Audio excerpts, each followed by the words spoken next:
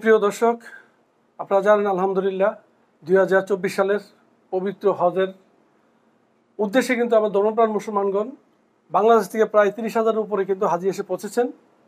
আসলে এবারে হজ সৌদি সরকার চাচ্ছে স্মুথলি সুন্দরভাবে করার জন্য, এবং যাতে বিনা তাসরিয়াতে কেউ না আসতে পারে, এবং সম্মানিত হাজি যারা আসবে তাদেরকে যাতে সৌদি সরকার সর্বাত্মক সুযোগ সুবিধা দিতে পারে, সে লক্ষ্যে কিন্তু কাজ করে যাচ্ছে। এদিকে আমাদের বাংলাদেশ হজ মিশন, বাংলাদেশ কনসুল জেনারেল এবং নাজমুল হক লেবানি মিনিস্টার, কাজী আমদাদুল ইসলাম সহ হজ কাউন্সিলর জহিরুল ইসলাম, ওরা কিন্তু ক্লান্ত পরিশ্রম করে যাচ্ছেন, এবং তাদের হাজিরা কিভাবে থাকবে, তাদের যে বাড়িঘর কোথায় কে হাজিরা থাকবে তারা কিন্তু পরিদর্শন করছে, এবং মেডিকেল টিম সহ মেডিকেলের যে চিকিৎসা ব্যবস্থা সব কিন্তু তারা পরিদর্শন করছে, এবং চিকিৎসা ব্যবস্থার জন্য সবাই কিন্তু প্রস্তুত আছে। তা আমি এখন মক্কা হারাম শরীফের পাশেই আছি। আমি এখন সরাসরি জানতে চাবো, বাংলাদেশে হজে এসেছেন অসংখ্য হজযাত্রীরা, তা আমি একটু জানতে চাবো ফয়েজের কাছে ওদের এবার প্রস্তুতি কেমন নিচ্ছে, হজের জন্য তাদের পরামর্শ কি? জি, আলহামদুলিল্লাহ এই বছর আমরা 12 তারিখে আসছি। আমাদের বাংলাদেশের ব্যবস্থাপনা আমার কাছে খুব ভালো লেগেছে, এবং সৌদি সরকারের যে ব্যবস্থাপনা আমরা খুবই খুশি, এবং আমাদের এজেন্সি যে জায়গায় বাসা রাখছে এজেন্সির ব্যবহার এবং তাদের কার্যক্রম আমরা অনেক খুশি। আমরা তাদের উত্তরোত্তর সফলতা কামনা করছি।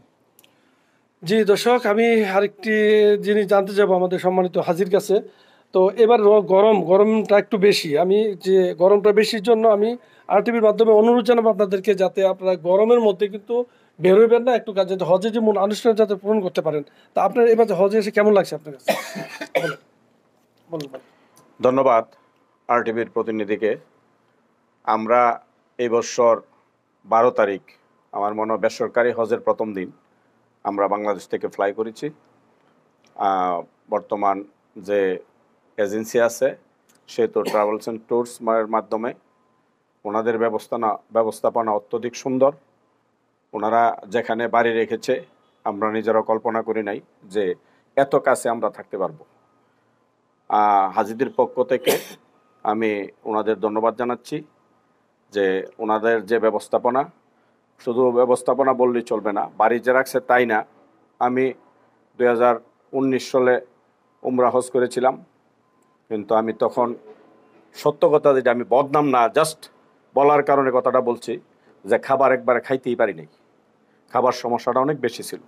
আর আমরা প্রায় 6 দিন হয়ে গেছে, 7 দিন পড়ছে, আমরা 7 দিন হয়ে গেছে, 8 দিন পড়বে। আমরা যে কয়দিন ধরে আমরা খাবার খাচ্ছি, আমরা মনে হচ্ছে আমরা বাসার খাবার খাচ্ছি। আমরা এই জন্য কর্তৃপক্ষকে ধন্যবাদ জানাচ্ছি। আপনাকেও ধন্যবাদ। আমি আরেকজন মুরব্বীর কাছে জানতে চাবো, এবার হজে আসছেন, আপনার হজের অনুভূতিটা কেমন? হজে এবার আগে তো শরীরের যে পরিস্থিতি ছিল আসার মতো সম্ভাবনাই আছে না, তারপর তো আসছি, আইসা চলতে ফিরতে মোটামুটি ভালোই, অনুমতি ভালোই আছে। জি ধন্যবাদ। আমি আরেকজন হাজি সাহেবকে জানতে চাবো, আপনার হজে আসছেন, আপনার কেমন লাগছে এবং আপনার কোনো সমস্যা আছে কিনা? না, আলহামদুলিল্লাহ এবছর হজে আসা অনেক ভালো লাগলো, এবং বাসা অনেক কাছে, আলহামদুলিল্লাহ অনেক খুশি, এই জন্য আমার অনেক ভালো লাগছে, এবার হজে আসা অনেক ভালো লাগছে। জি, আমি আরেকজন মুরব্বীর কাছে জানতে চাবো। মুরব্বী, আপনাকে এদিকে আসেন, আপনার কেমন লাগছে? আপনার দেশের বাড়ি কোথায়? আপনি এবার হজ করবেন, আপনার মনের যেই তৃপ্তিটা কেমন লাগছে বলেন। আমার কাছে সবচেয়ে খুব ভালো লাগছে যে আমি প্রথমে খুব ভয় পাইছিলাম যে আমি মানিকগঞ্জ থেকে একা, আমার কোনো সাথী নাই, কিন্তু এখানে আইসা যে আমি সাথী পাইছি এবং যে সুন্দর একটা ব্যবস্থাপনা পাইছি।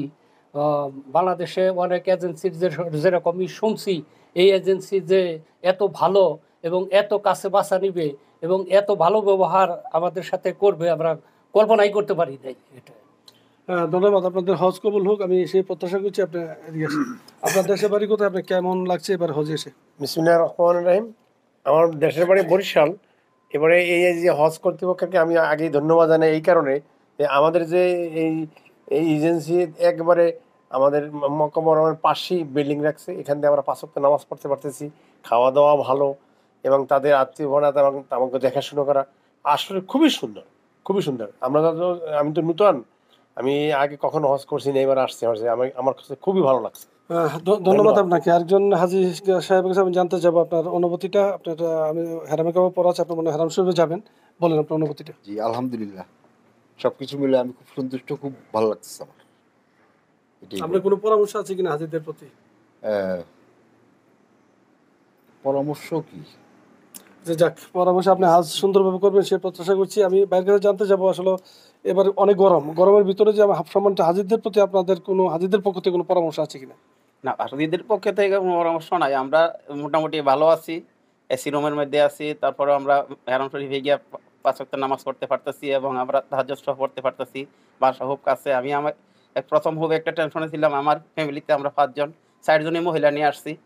আমি একটু চিন্তা করতেছিলাম যে যদি একটু দূরে পড়ে বা যে কোনো সমস্যা হয় তাহলে তো আমি একটু বিপদে পড়বো না। ইনশাল্লাহ সবাই সন্তুষ্ট। আমরা এই ট্রাভেল এজেন্সিকে অশেষ ধন্যবাদ দিই এবং আমরা ভবিষ্যতে এমনভাবে চলতে থাকি তাহলে আমরা আরও নিজেরাও অনেক লোক দিয়ে সহযোগিতা করতে পারবো। Thank you. জি ধন্যবাদ। আসলে এবার হজ ব্যবস্থাপনা গরম একটু বেশি, তারপরেও সৌদি সরকার চাচ্ছে যাতে এবার সুন্দরভাবে কি হজ করতে পারে এবং অন্য বছরের মতো এবার কিন্তু সৌদি সরকার একটি ঘোষণা দিয়েছে অন্য কোনো ডিস্ট্রিক্টে কিন্তু হাজিরা যেতে পারবে না মক্কা মদিনা জেদ্দা ছাড়া। তার প্রতি অতিরিক্ত যেতে হয় তার কিন্তু কম মোয়াল্লেমের পারমিশন নিয়ে তাদের তাসরিয়া ছাড়া কেউ যাবেন না। এবং চিকিৎসা ব্যবস্থার জন্য আমি বলি এই যে সামনে যদি যান আপনার মেসপালা যে ব্রিজের পরেই হাতের ডাইনে একটা রুট উপরে উঠছে, উপরে উঠলে কিন্তু হজ ক্লিনিক। এখানে কিন্তু সার্বক্ষণিক বাংলাদেশ সরকার পক্ষ থেকে আপনাদের চিকিৎসা ব্যবস্থার জন্য প্রস্তুত আছে। সেই প্রত্যাশা হানিফ সরকার উজ্জ্বল, RTV, মক্কা, সৌদি আরব।